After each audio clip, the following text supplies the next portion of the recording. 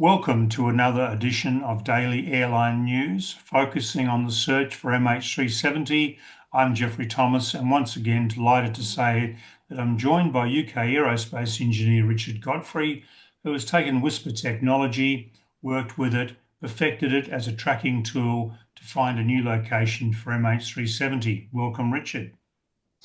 Thank you. And as usual, we're going to bring you up to date now with the latest movements of Armada 7806, which is doing some survey work. Richard.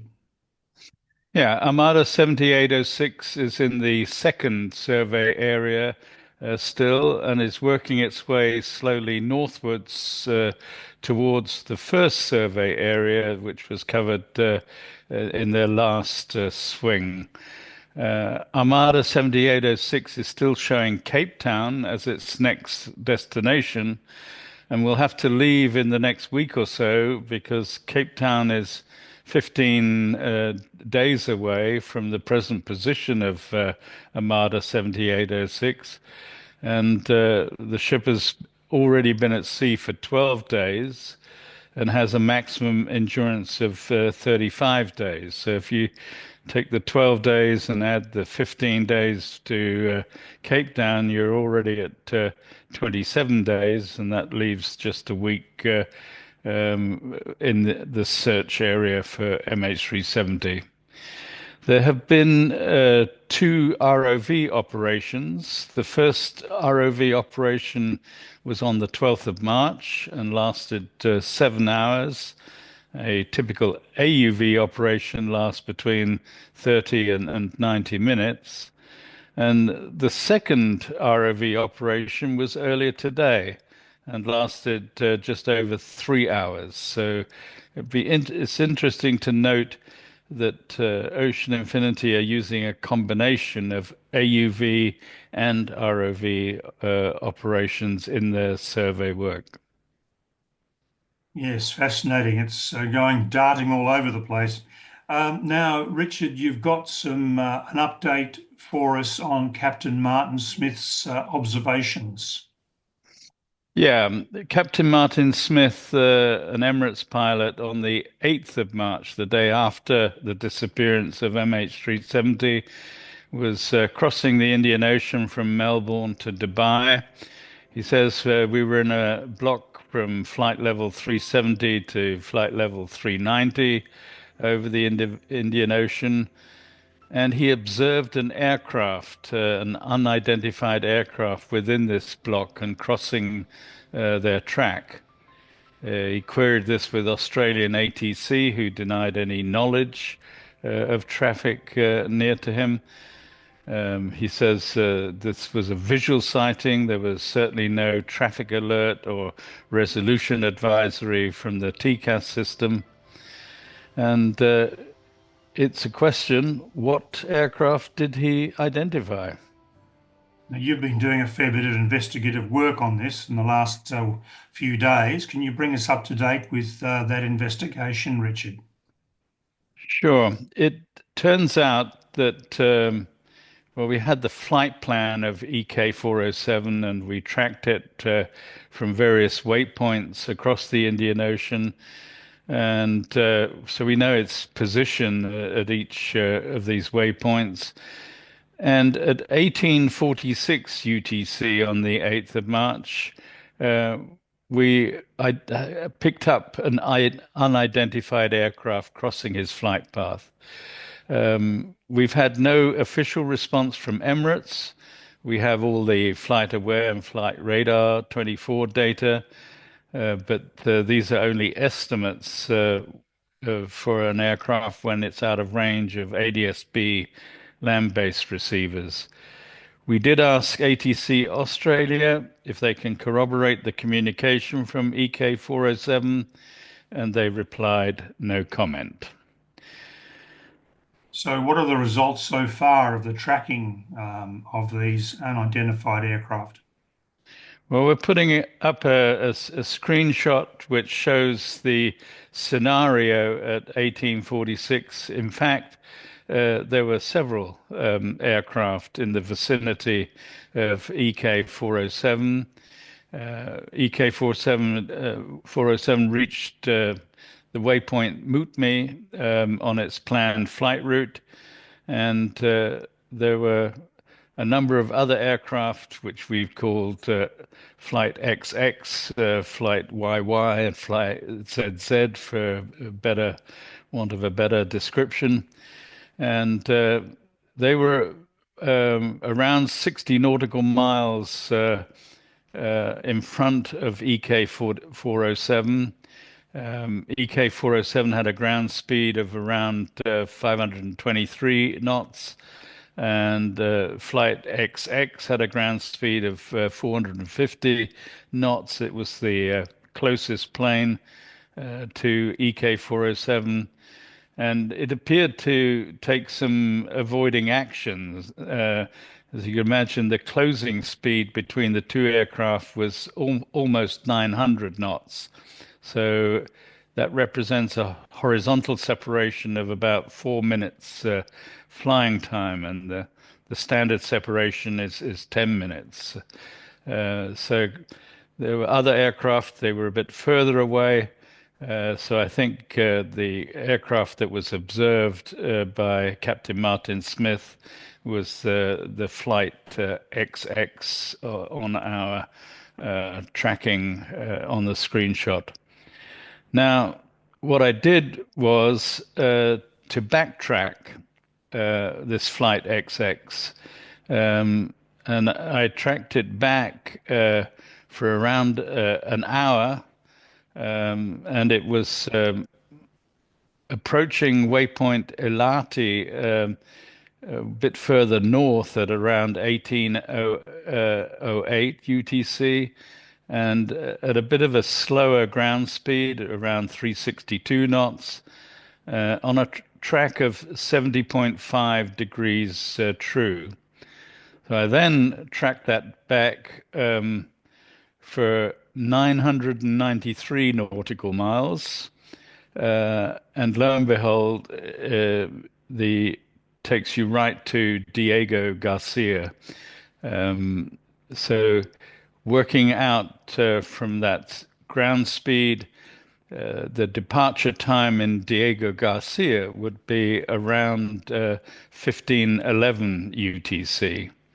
And we got another screenshot of the traffic in the Diego Garcia area, which was quite significant. Number of arrivals and departures on at that time on the 8th of March, including 3 aircraft departing between 1512 and 1518 and climbing out of Diego Garcia at around 194 knots on a track of 70.2 degrees true. So this aligns very closely with the track of 70.5 degrees I mentioned earlier. Yeah, really very intriguing what they're all up to, and clearly the US had information on this on MH370 on the satellite tracking. Yes, it did. Obviously, the Inmarsat satellite was built in the US by Lockheed Martin, so I think they were well informed and had the BTO and BFO data already on the 8th of March and had worked out the approximate flight path of MH370. Mhm. Now, I believe you've got some expert comment relating to this as well. Yes, I had a comment on my website from a guy called Ian Betts. The comment was on the 4th of June last year, and there's a link to that comment on my website below. He tells me I spent 6 years in the US Navy, and one of my primary missions was search and rescue. I flew on P-8 Poseidons, and there were some P-8 crews tasked for searching some of the probable crash areas for MH370. I can say from my experience of searching the open ocean, whether it's for a downed aircraft or a fishing vessel out of fuel. The ocean is very, very big. By comparison, the objects we are looking for in this massive expanse of remote water are absurdly small. Even with the state-of-art search radars, finding the largest floating pieces of a 777 required the right weather, calm waters, and a bit of luck.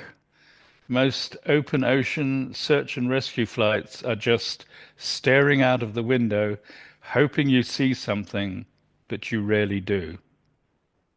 So, what are your conclusions on this intriguing mystery? Well, my conclusion is provisional. We're still hoping to get some data from Emirates on the actual flight and the ACAR's position reports over the Indian Ocean. But it certainly looks like the observation of Captain Martin Smith of the incursion of an unidentified aircraft into his airspace on the 8th of March aligns with an unidentified aircraft operating out of Diego Garcia. The ground speed of the aircraft around 450 knots into a headwind of 15 knots aligns with the typical cruising speed of a US Navy P-8 Poseidon aircraft. And as we mentioned before, the US Navy would have had the Inmarsat satellite data, and they had a good idea where MH370 had ended up. Obviously, I'm now going to follow those aircraft into the MH370 search area and see exactly where they go, but that'll take a few more days of investigation. But what we do know, and is publicly available information, is that two US Navy P-8 Poseidon aircraft were dispatched to support the surface search for MH370 in 2014. You'll remember AMSA conducted for 45 days a wide-scale surface search. So it is quite possible that these P-8 Poseidon were operating out of Diego Garcia and then moved to later in March to operate out of Pierce Air Force Base near Perth in Australia. Yeah. Now, Richard, I had a look at your website and I came across a question that I liked. We've got time for one question today, and it came from Tony, who said, like many people, I appreciate the dedication of you keeping the interested public appraised of what's going on. But his question was, there is now seems a real possibility that Malaysia will not sign this contract. What do you believe Ocean Infinity will do if they don't sign?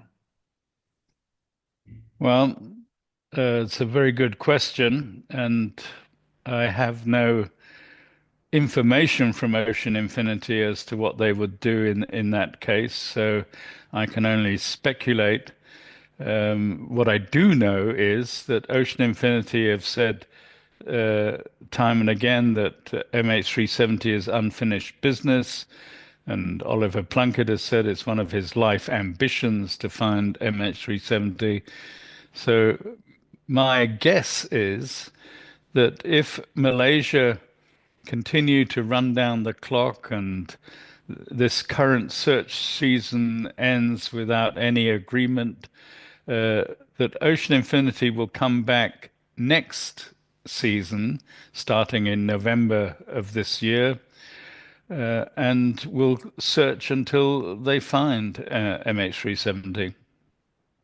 Yeah, I would have to concur with that, having met Oliver Plunkett in London and spent several hours with him in actual fact, and the determination of himself and the company to find MH370. He said to me, we're the world's number one underwater search company.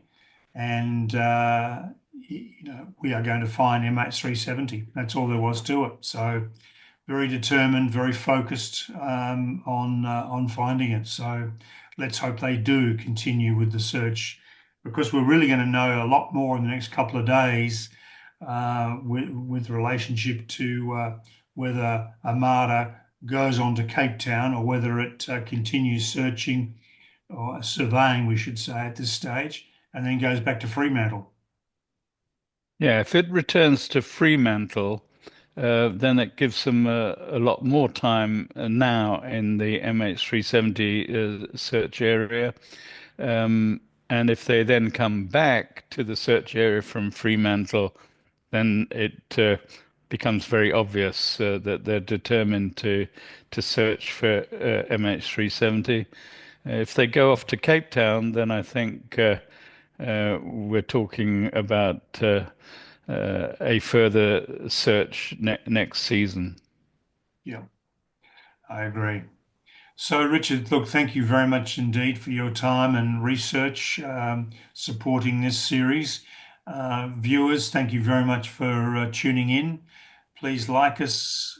Please leave your comments. We do appreciate them very much. And please subscribe to us. And please tune in tomorrow for another edition of Daily Airline News. Thank you, Richard. You're welcome.